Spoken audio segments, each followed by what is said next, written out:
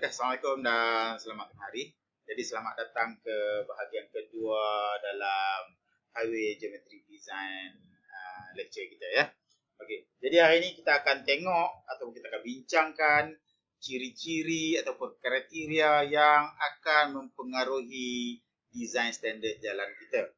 Okey, dia ada 5 ciri-ciri ataupun kriteria dia. Yang pertama topo dan guna tanah. Okey, yang kedua traffic, yang ketiga design vehicle, yang keempat design speed dan seterusnya adalah kapasiti laluan tersebut. Okey, kita tengok elemen yang pertama kita.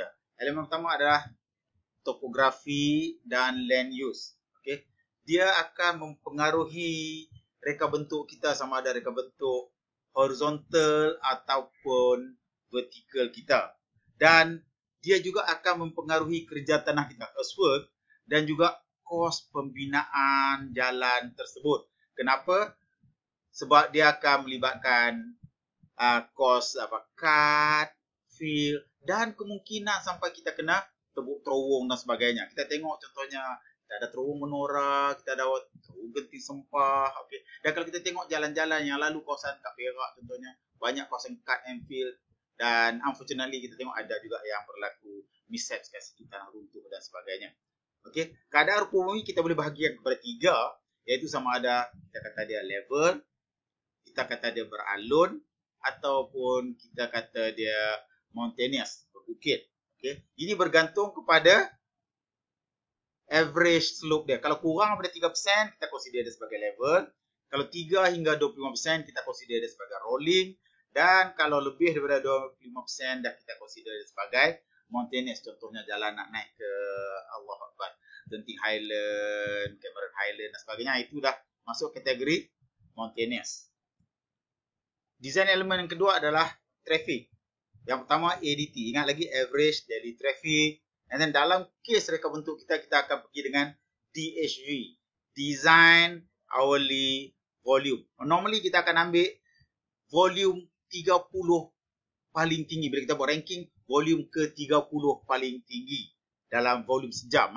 Dan kita ada juga Design Hourly Volume Ratio ataupun lebih dikenali sebagai K.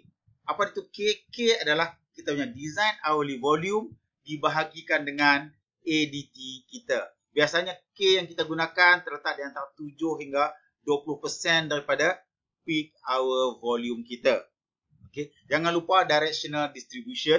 Okay. Berapa banyak, berapa persen ke utara, berapa persen ke selatan dan sebagainya. Traffic composition, kita dah tengok dulu ada 6 jenis kenderaan daripada kereta sampai ke motor. Okay. Dan juga traffic projection. Ini yang kita kata ni, kita project traffic untuk selama 20 tahun akan datang. Yang ketiga adalah design vehicle. Jangan confuse design vehicle dengan traffic composition ni. Traffic composition kita ada 6 kelas kenderaan. Tetapi kita ada 3 kenderaan reka bentuk. Okay. Kenderaan ini dibahagikan mengikut berat dia, saiz dia dan ciri-ciri operation dia. Okay. Contohnya kalau kita tengok operation kereta ataupun performance kereta berbanding dengan performance truck. Okay. Jadi dia akan menentukan macam mana kita nak design jalan kita dari segi turning radius dia, dari segi lebar jalan, dari segi berapa kecerunan paling tinggi yang kita boleh buat untuk jalan berbukit. Okay. Jadi untuk design vehicle kita pecahkan kepada 3. Kita ada 3 iaitu P, SU dan WB15. Apa dia P? P adalah design untuk passenger car ataupun kenderaan penumpang. SU single unit, contoh macam bus, lori. Okay. WB15 pula adalah trailer yang pivot, maksudnya kepala dengan ekor dia asing. Itu WB, wheel base 15. 15 ni adalah 15 meter. Dia punya jarak di antara tayar depan dengan tayar belakang dia. Okey, yang seterusnya of course speed. Okey, kenapa ini yang selalunya penting? Maksudnya okey, berapa boleh bawa kat jalan ini.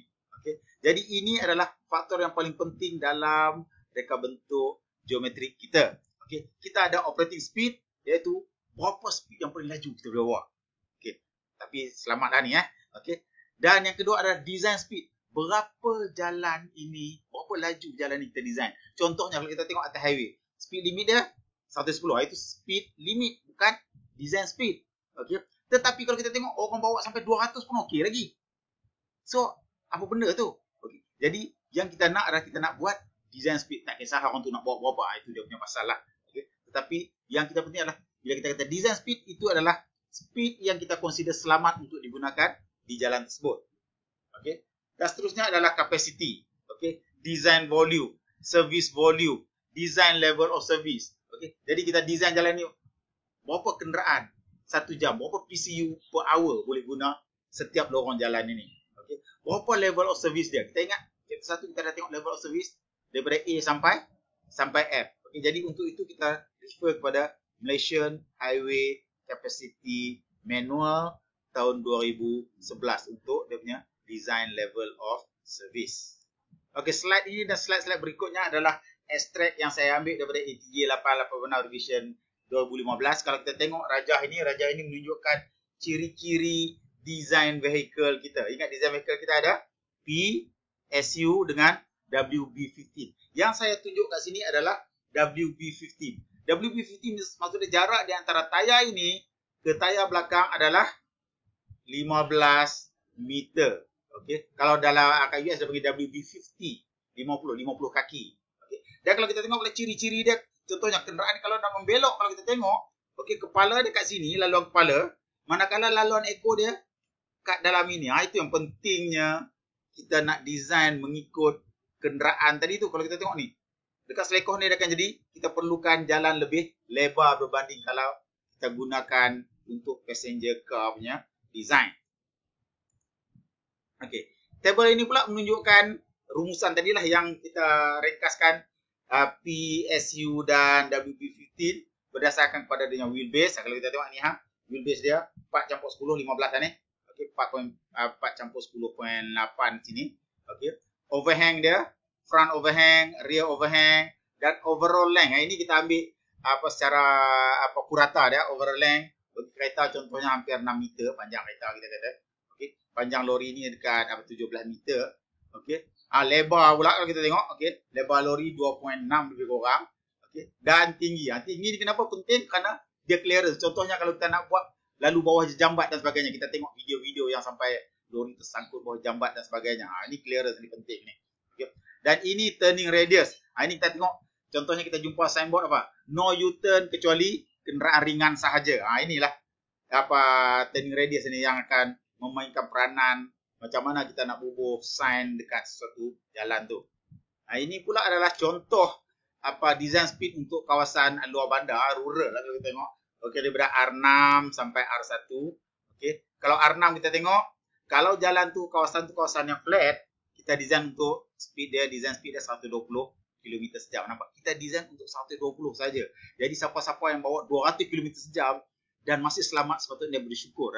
Sebab kita hanya jamin setakat 120 saja. Itu pun kalau kenderaan kita dalam keadaan baik. Okey. Okey. Lepas tu kalau rolling 100, kalau maintenance kita design untuk 80 saja. Sebab kalau tonton lalu contohnya highway Ipoh Cakap Jering kan. Ipoh Cakap Jering, kita tak boleh panggil highway sebenarnya, itu adalah expressway. Expressway Ipoh Cakap Jering, kita tengok walaupun dia expressway tetapi speed dia hanyalah 80. Kerana apa? Kerana dia lalu di kawasan berbukit. Lepas tu kita turun sampai ke bawah sampai R1 kalau kita tengok. Okey, kalau kawasan flat, jalan-jalan dalam kampung dan sebagainya, kita design dia untuk 40 km sejam. Jadi tak payahlah nak bawa laju-laju dalam kampung tu Okey. Dan kalau jalan kampung tu, jalan berbukit-bukit, okey, design speed dia hanyalah 20 km sejam saja. Okey, jadi ini contoh terakhir saya. Okey, table 3.4a, design level of service untuk kawasan rural. Jadi kita kalau kita tengok design level of service untuk jalan expressway kita, minimum level of service adalah C. Jadi tuan-tuan kena ingat ini nanti kita akan gunakan dalam IDP 3. Jadi kalau tuan-tuan kena IDP 3 dengan saya tak akan cerita lagi dah. Saya assume tuan-tuan dah tahu dah benda-benda ni semua. ATJ 886, ATJ 1387 dan sebagainya. Semua ATJ itu sepatutnya dah ada pada tuan-tuan semua. Okey. Jadi expressway kalau kita tengok design level of service kita adalah C. Manakala untuk jalan kampung, design level of service kita adalah E. Okey, ingat balik chapter 1.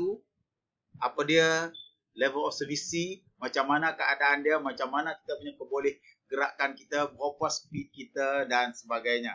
Jadi itu adalah level of service. Okey, jadi saya rasa kita berhenti kat sini dulu. Okey, nanti kita akan sambung pula dengan bahagian 3 untuk chapter 4 kita. Okey, terima kasih atas perhatian tuan-tuan. Assalamualaikum.